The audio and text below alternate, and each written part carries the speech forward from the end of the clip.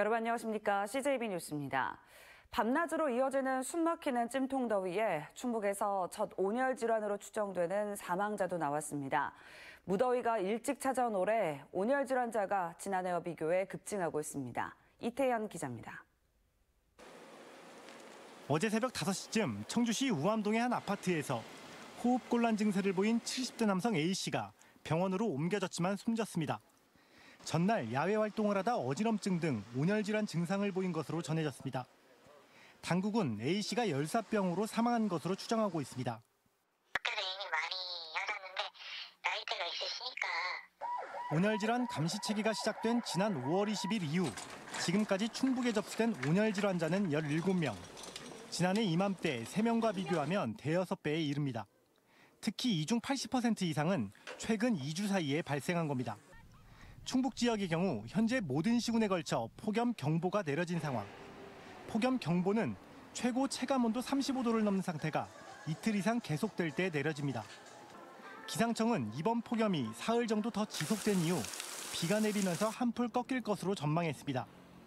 7일에는 정체전선에 동반된 저기압의 영향으로 비가 내리면서 기온은 오늘보다 1에서 2도 정도 낮은 분포를 보이겠습니다. 보건당국은 온열 질환을 피하기 위해서는 기온이 가장 높은 오전 11시부터 오후 3시까지 야외 활동을 자제하고 수분 섭취를 충분히 해야 한다고 당부했습니다. CJB 이태현입니다. 코로나19 팬데믹 상황에서 백신을 처음 맞은 사람은 의사와 간호사 같은 의료진들이었습니다. 의료체계 붕괴를 막기 위해서인데요. 이 원숭이두창 백신도 의료진부터 접종을 시작했는데 충북대병원은 당초 희망자를 받았다가 이를 보류했다고 합니다. 이유가 있습니다. 홍우표 기자가 이 문제를 취재했습니다. 충북대병원은 지난주 10여 명의 의료진을 대상으로 원숭이 두창 백신 접종 희망 신청을 받았지만 곧 보류시켰습니다. 현재 상황에서 득보다 실이 크다는 것입니다. 의료진에게 접종하고 있는 원숭이 두창 백신은 2세대인데 자칫 다른 사람을 감염시킬 우려가 있습니다. 접종 이후 길게는 6주 이상 일상생활을 조심해야 하는 것도 이유가 됐습니다. 2세대 백신 접종하고 나서는 접종 부위에 새살이 완전히 앉기 전까지는 이 부분에서는 바이러스가 증식을 합니다.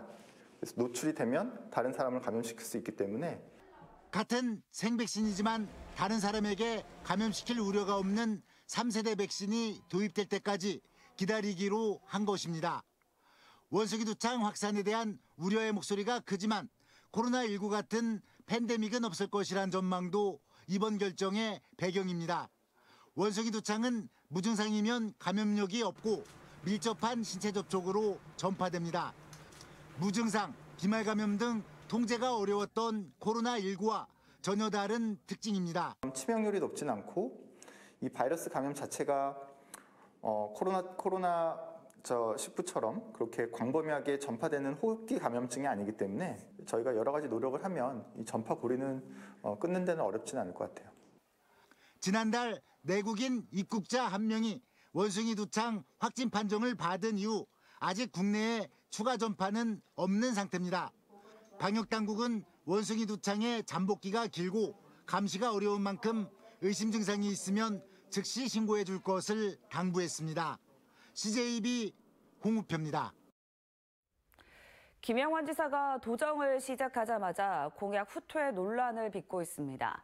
도민들의 관심이 컸던 현금 지급 공약을 취임 즉시가 아닌 임기 내 점진적으로 지급하겠다며 양해를 구했는데 핵심 공약 후퇴에 대한 비판을 피하기 어려워 보입니다. 조용광 기자입니다.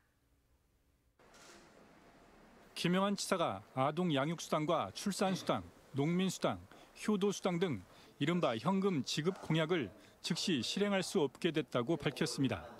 아동 양육수당은 아동수당이나 양육수당, 영아수당이 이미 지급되고 있고 2023년에는 부모수당도 도입 예정이어서 추가 지급액을 따져봐야 한다고 밝혔습니다.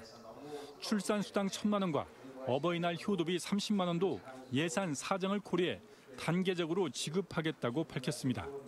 다만 농민수당 100만 원은 소득 기준을 완화해 15,000명 정도의 수혜자를 늘리는 방안을 검토 중이라고 말했습니다. 공약 후퇴 논란이 불가피해 보이는데 도와 시군과의 예산 분담 비율은 또 다른 논란거리입니다.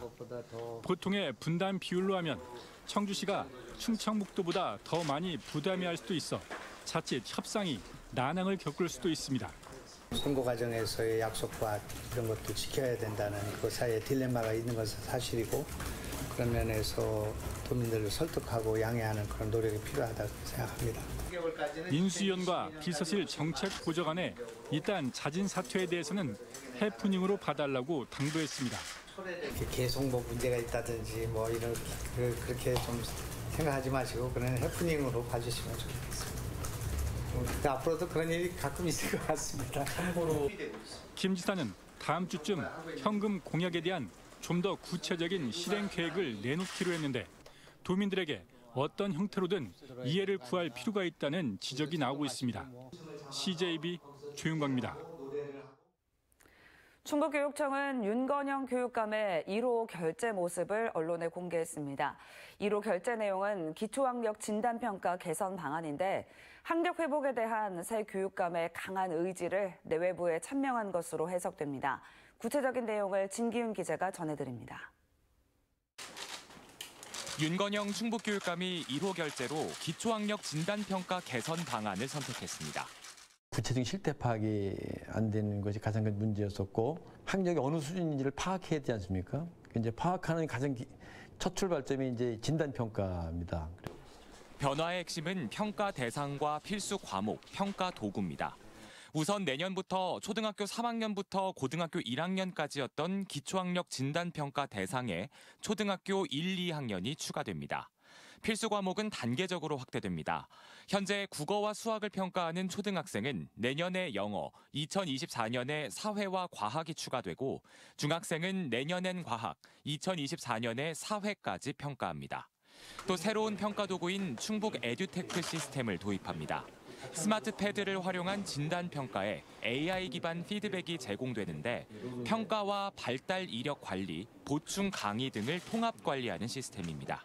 학생들 각자가 가지고 있는 그 상황이나 또 능력도 파악을 하고 그에 따른 맞춤형으로 학습할 수 있도록 도와주고 평가 도구 일원화로 학교마다 시험지가 달라 객관적 진단이 어려웠던 문제점도 해결한다는 방침입니다. 빅데이터 기반의 이런 평가 도구를 일원화시켜서 각 학교가 진단하고 나온 결과를 가지고 같이 처방하는 이런 시스템이 바로 에듀테크 시스템이라고 볼 수가 있습니다. 새로운 진단평가 도구인 충북 에듀테크 시스템은 올해 하반기 시범 운영을 시작으로 내년까지 구축해 오는 2024년 전면 도입될 예정입니다. CJB 진기훈입니다. 12대 충청북도의회 전반기 원구성이 진통 끝에 마무리됐습니다. 도의회는 제401회 임시회 2차 본회의를 열어 민주당 이상정 의원을 정책복지위원장으로 선출하고 운영위원장 등 나머지 5개 상임위원회와 예결특위, 윤리특위 위원장은 모두 국민의힘이 맡기로 했습니다. 청주시의회가 환경위원회 신설로 7개 상임위원회로 확대됩니다. 청주시의회는 어제 임시회를 열어 환경위원회 신설과 경제환경위원회를 재정경제위원회로 변경하는 내용의 원구성 개정 조례안을 원안 의결했습니다. 오늘 개원식을 연 청주시의회는 내일 전반기 상임위원장 선출 등 원구성에 나설 계획입니다. 음성군의 한 공장 부지에 무려 6,000톤의 폐기물이 방치돼 있어 침출수의 악취까지 주민들의 고통이 상당합니다. 이 폐기물 결국 17억 원이라는 막대한 세금을 투입해 치우게 됐는데요. 하지만 업체에게 처리 비용을 돌려받기도 어려울 전망입니다. 시군마다 방치되거나 불법 투기된 폐기물로 골머리를 앓고 있습니다. 박원 기자입니다. 음성군 소이면의 공장 부지입니다. 건물 옆 공터에 타이어와 그물, 합성수지 등 각종 폐기물이 산더미처럼 쌓여 있습니다. 현재 쌓여 있는 양만 해도 자그마치 6,000톤에 달하는데 지난 2017년부터 방치되고 있는 실정입니다. 폐기물 처리 업체가 자치단체의 시정명령에도 제때 치우지 않은 것으로 침출수와 심각한 악취 등 고통은 오롯이 주민 몫입니다. 이거 못 묵게라고 우리 집 철단 난다 박물관. 비 오면 물 나갈 데가 없으니까 물 떠놓으면 처쟁이 놓고 여기 오면 우리 집 철단 나니까 박물관 물 차니까. 결국 자치단체가 나설 수밖에 없게 됐는데 앞으로 국비 70%, 군비 30%씩 총 17억 원이라는 어마어마한 세금이 투입됩니다. 이제 12일 공시송달 절차가 끝나면 바로 행집행 저희가 집행을 할 수가 있어가지고요. 이제 그 처리 업체가 들어와가지고 그거를 반출을 해서 전량 다 적법하게 처리하게 돼 있습니다. 폐기물 업자들은 불법으로 투기하고 지자체는 세금 들여 치우는 일은 어제 오늘 일이 아닙니다. 실제 음성구는 2년 전에도 무단 투기된 폐기물 3,500톤을 무려 8억 원의 예산을 투입해 처리했습니다.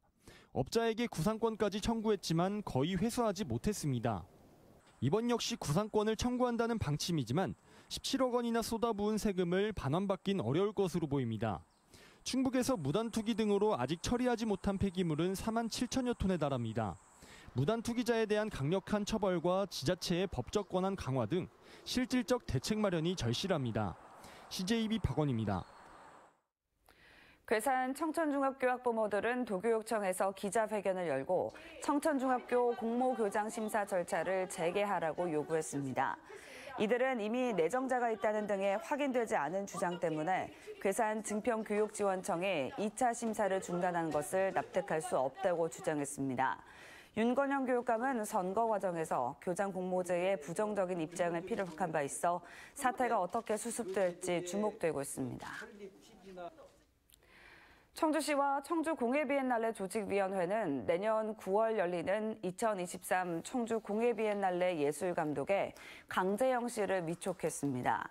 조직위는 강 감독이 국경과 장르를 넘나드는 공예전시 기획 전문가로 코로나 팬데믹 이후 인류가 추구할 가치에 대해 메시지를 전할 적임자라며 선임 이유를 밝혔습니다. 현재 맹그로브 아트웍스 대표이자 국민대학교 대학원 도예학과 겸임교수인 강재영 감독은 2020, 2021 밀라노 한국공예전 예술감독 등을 역임한 바 있습니다. 단양군이 환경부에 유네스코 세계지질공원 후보지 신청서를 제출했습니다. 환경부의 승인이 나오면 내년 초에 유네스코에 세계지질공원 의향서와 신청서를 낼 방침입니다. 유네스코는 지질학적 중요성과 고고학적, 역사적, 문화적 가치를 지닌 곳을 세계지질공원으로 지정하고 있으며 세계 44개국 160여 곳이 지정돼 있습니다. 우리나라에서는 제주, 청송, 무등산권, 한탄강이 세계지질공원 인증을 받았습니다. 옥천군이 스마트폰으로 손쉽게 지역 관광 정보를 확인할 수 있는 스마트 관광 전자지도 서비스를 제공합니다. 실시간 위치 정보 시스템을 기반으로 관광 명소와 문화유적, 맛집, 숙박 등 160여 개 정보를 확인할 수 있는 스마트 관광 전자지도는 별도의 애플리케이션 설치 없이 포털 사이트 검색으로 이용 가능합니다. 이상으로 CJB 뉴스를 마칩니다. 고맙습니다.